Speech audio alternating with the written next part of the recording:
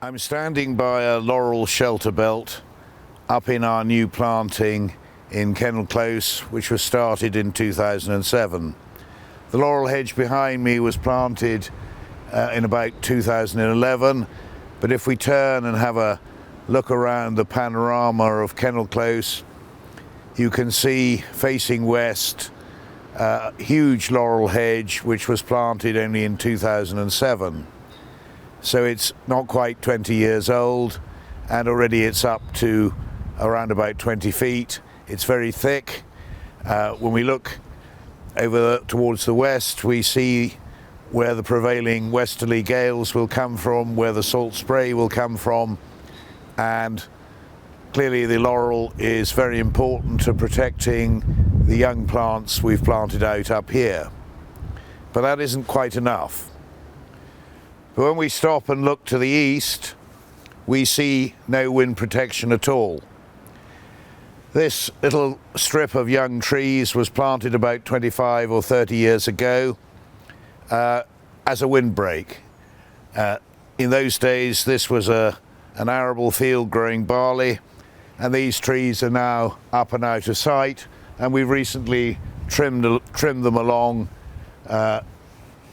partly to prevent them overhanging special plants, but really so that we can actually get a proper shelter belt going. And in the last week or two, we've planted mature laurels grown in pots to about 3-litre pot size. And as you can see right down through the side of this tree windbreak, we now need a good laurel windbreak to come up and break the easterly wind, which would otherwise threaten our planting up here. Without trimming off these branches along the side, there probably wouldn't have been enough light for these laurels to prosper. But now, with a bit of thinning out and cleaning up, we think that there will be enough light. They may not grow quite as swiftly as planting a hedge right out in the open, but certainly they'll get going, and in 8 or 10 years' time we should have a decent windbreak right along the eastern side of the new planting. And just to give you an idea what planting up laurel under a tree canopy can do in 6 or 8 years, I'm standing beside a group of laurels that are going away extremely well.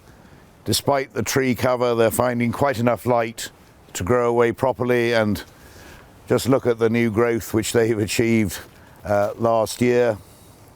A couple of feet there easily. And look how thick and dense it is, a proper windbreak.